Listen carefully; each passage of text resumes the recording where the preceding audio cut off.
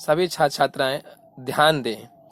आज सेकेंड पाली का ये क्वेश्चन पेपर साइंस का क्लास 10वीं का है। आप लोगों ने जो एग्ज़ाम दे के आए हैं उसमें जो आपने ऑब्जेक्टिव क्वेश्चन को जो आपने सॉल्व किए हैं उसका आंसर की यहाँ पर मैं देने जा रहा हूँ। आप लोग मिला लें। ये शिष्य कुल क्लास से आपका दिया जा रहा है। बहुत ही बारीकी से अध्ययन करके यहाँ पर आपको ऑब्जेक्टिव क्वेश्चन 100 में 100% सही दिया जा रहा है। आप अवश्य इसे मिलावें।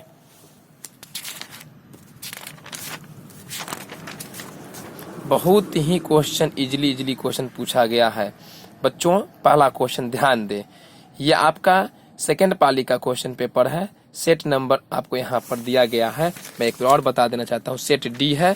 और जो भी छात्र छात्राओं को सेट हो वो अपना क्वेश्चन पेपर मिलाकर क्वेश्चन पेपर को देखते हुए क्वेश्चन नंबर को मिलाते हुए अपना यहाँ पर टिक लगा सकते हैं। बहुत ही बिहार बोर्ड का स्तर देखिए क्वेश्चन का कितना नीचा है बनाया गया है। अब इतना क्वेश्चन सॉल्व ना हो तो बच्चे क्या होगा।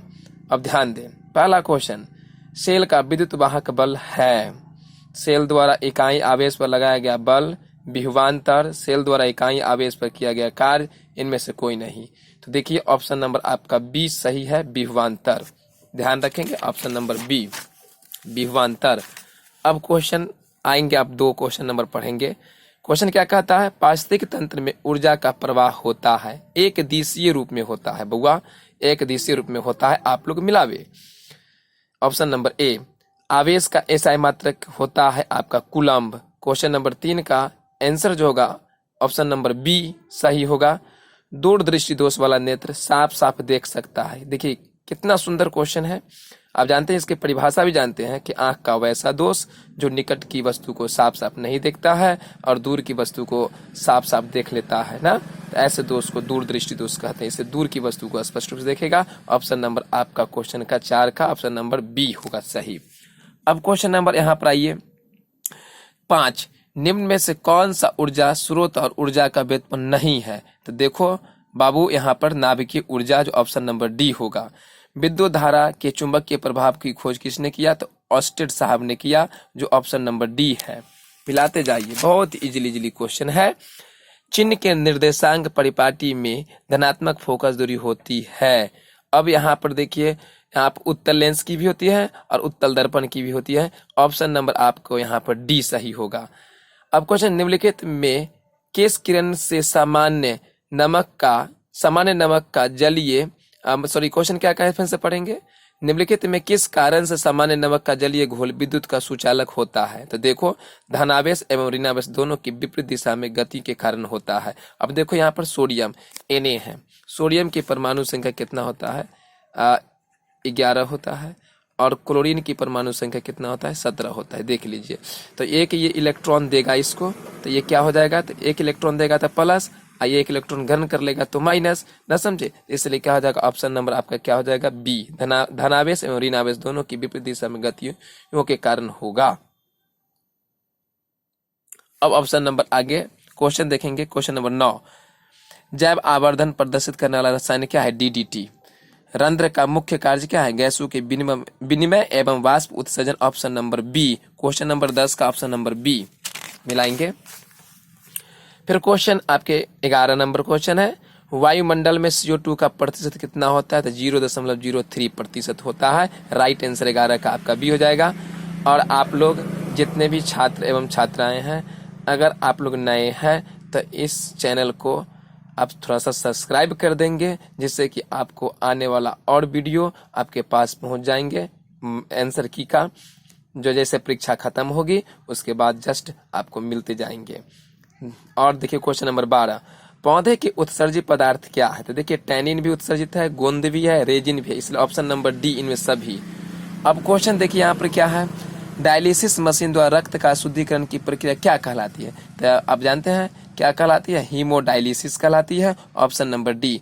निम्नलिखित में कौन गुरुत्वानुवर्तन का उदाहरण है, तो जड़ की वृद्धि, जो जड़ के देखो गुरुत्वानुवर्तन है, जो पृथ्वी अपनी ओर क्या करती है, अपनी ओर आकर्षित करती है। तो जड़ यहाँ फल की वृद्धि तो ऊपर की ओर होती है, फूल की वृद्धि ऊपर होती है, लेकिन जड़ की वृद्धि क्या होती है, आपको नीचे की ओर होती है। तो इसलिए option number B right answer. अब क्वेश्चन है 15 नंबर क्वेश्चन, पूर्ण विकसित अंडाशय कहलाता है तो क्या फल कहलाता है? तो ऑप्शन नंबर ए लैंगिक जन संचालित रोग है। आप जानते हैं ऑप्शन नंबर सी एड्स है। किस पीएच मान वाला बिलियन सबसे अधिक क्षारकीय होगा? 17 नंबर क्वेश्चन, तो इसमें पीएच बराबर 11, ऑप्शन नंबर सी। अब क्वेश्चन नंबर आएंगे 18, चूना जल का रासायनिक नाम क्या होगा? कैल्शियम हाइड्रोक्साइड, जिसको हम बोलते हैं CaOH के होल ट्वाइस। कौन नहीं जानता है? कितना सुंदर क्वेश्चन है, कितना अच्छा है, बहुत मजे है। 19वां क्वेश्चन, निम्नलिखित में सोडा एस का सूत्र कौन है? तो Na2CO3 होता है। ठीक है बुआ, अब ध्यान दो, बहुत सुंदर क्वेश्चन। अब क्वेश्चन नंबर 20, निम्नलिखित में कौन ग्लोबल लवण का सूत्र है? तो ऑप्शन नंबर आपका ए Na2SO4 × 10H2O। निम्नलिखित में संश्लेषित सूचक कौन है? तो देखिए संश्लेषित सूचक आपको मात्र है मिथिल ऑरेंज है। अब बाद में के तीनों जो है ना आपको वह प्राकृतिक सूचक है। निम्नलिखित में ऑप्शन नंबर 22, निम्नलिखित में कौन क्वेश्चन नंबर 22, निम्नलिखित में कौन सा पदार्थ बिना ज्वाला के जलता है? तो कोयला। कोयला क्या है? धीरे धीरे जलता है, ज्वाला के साथ नहीं जलता है। अब क्वेश्चन नंबर 23, उपचयन में निम्नलिखित में से क्या होता है? तो ऑक्सीजन का योग होता है। तो ऑप्शन नंबर सी, 23 का सी। 24 में जल के वैद्युत अपघटन में कैथोड पर कौन सी गैस मुक्त होती है? सिंपल सी बात है, 24 का आपका ऑप्शन नंबर बी जो हाइड्रोजन गैस है। अब क्वेश्चन नंबर, अब ध्यान रखेंगे 25, निम्नलिखित में से कौन पराग कोष में पाया जाता है? तो पराग कोष में परागकण पाया जाता है। तो ऑप्शन नंबर 25 नंबर क्वेश्चन का option number B right answer. निम्नलिखित में से कौन पादप हार्मोन नहीं है? तो आप जान जाइए ऑक्सीन, एथिलीन, साइटोकाइनिन, ये सब क्या है? Option number A, option number C, option number D, ये सब क्या है? राइट आंसर नहीं है, ये तो पादप हार्मोन है, यहाँ तो नहीं कहा जा रहा है। इसलिए ऑप्शन नंबर बी जो ऑक्सीटोसिन नामक हार्मोन है जो जंतु में पाया जाता है। ठीक है, अब आइए बच्चे क्वेश्चन नंबर आप 27 पर आइएगा। अलैंगिक जन की विधि है, तो देखिए अलैंगिक जन की विधि बीजाणु जनन से भी होगा, मुकुलन से भी होगा, विखंडन से भी होगा, इसलिए ऑप्शन नंबर डी इनमें से सभी। मेंडल ने अपना प्रयोग के लिए किस पौधे का चयन किया? देखो कितना सुंदर क्वेश्चन, एकदम राइट आंसर ए। देख करके आप बना सकते हैं, देखेंगे क्वेश्चन का स्तर कितना गिर चुका है, देख लीजिए, मटर का है ना, ऑप्शन नंबर ए 28 का ए। निम्नलिखित में से किनको जीव विज्ञान का पिता कहा था? जानते हैं अरस्तु साहब को, ऑप्शन नंबर बी 29 का। अब क्वेश्चन नंबर 30, मानव युग में लिंग गुण सूत्र की संख्या 2 होती है, 22 अलिंग होते हैं 22 जोड़ा, और एक जोड़ा जो आते हैं उसमें वो मतलब देखिए वो 2 होगा, ऑप्शन नंबर 2। ऑप्शन नंबर 2 नहीं, राइट आंसर 30 का बी। प्रकाश संश्लेषण की प्रकाश अभिक्रिया होती है किस? क्लोरोप्लास्ट के ग्राना में होती है, ऑप्शन नंबर आपको बी। गुर्दे में उत्पादित मूत्र अस्थायी रूप से संग्रहित होता है, वह मूत्राशय में होता है, ऑप्शन नंबर डी। देखिए क्वेश्चन है अगला, सघन माध्यम से विरल माध्यम में गमन करने पर आपतन कोण और अपवर्तन कोण में क्या संबंध होता है? तो देखिए सघन माध्यम से अगर जाएगा तो विरल माध्यम की ओर, तो सघन माध्यम जैसे ही प्रवेश किया तो विरल की ओर क्या हो जाएगा? अपने दूर हटेगा, तो इसलिए R greater than I, option number C. अब क्वेश्चन है निर्देशांक चिन्ह परिपाटी में सभी दूरी कहाँ से मापेंगे? सिंपल सी बात है, देखिए सभी दूरी जो मापेंगे निर्देशांक 4 ऑप्शन बना लीजिए। ये आपको मान लीजिए ध्रुव हो गया, तो ध्रुव से हम क्या करेंगे? सभी की दूरी मापेंगे। अगर यहाँ दाईं तरफ जाएंगे तो प्लस, ऊपर जाएंगे तो माइनस, बाईं तरफ जाएंगे तो माइनस, नीचे की ओर जाएंगे तो माइनस। इस ऑप्शन नंबर बी हो जाएगा ध्रुव। निम्नलिखित में से किस धातु से सोलर सेल बनाया जा सकता है? Silicon. Silicon right answer silicon. अब कंडीशन है ऑप्शन नंबर आपके यहाँ पर 36 है, लघु पतन के समय परिपथ का प्रतिरोध क्या होता है? बहुत अधिक बढ़ जाता है, ऑप्शन नंबर सी। अब क्वेश्चन 37 है, क्वेश्चन नंबर 37 को आप बना कर देखेंगे। ठीक है, मैं इसको तब तक छोड़ देता हूँ। 38 नंबर क्वेश्चन, विद्युत बल्ब के फिलामेंट का द्रव होता है, टंगस्टन का होता है। ठीक है, लोहा का नहीं होगा, नाइक्रोम का नहीं होगा, ऑप्शन नंबर आपका बी होगा। प्रकाश का न्यूनतम तरंग दैर्घ्य कितना होता है? तो 550 nm होगा। अब सुन लीजिए, इसका होता है 450 nm से लेकर के 750 nm के बीच में। अब देखिए 450 और 750 के बीच में आप गौर से देखेंगे यहाँ पे, तो आपको क्या लगेगा? 550 के बीच में आ रहा है, इसलिए राइट आंसर ए हो जाएगा। वैद्युत प्रतिरोध के कारण चालक में उत्पन्न होता है, तो उसमें प्रभाव उत्पन्न होता है। अब ऑप्शन नंबर यहाँ पर वो आपका ऑप्शन नंबर कितना था? 40 का आपका सी था। अब ऑप्शन नंबर यहाँ पर देखेंगे, क्वेश्चन देखेंगे 41, ऑक्सीजन के परिवहन के लिए जिम्मेदार रक्त घटक कौन है? तो WBC नहीं, WBC नहीं है, RBC। ऑप्शन नंबर ए हीमोग्लोबिन जो कहते हैं, तो RBC में। कृमि परिशिष्टिका किसका हिस्सा है? इसका भी क्वेश्चन पेपर को अभी संशय है, इसको देखा जाएगा।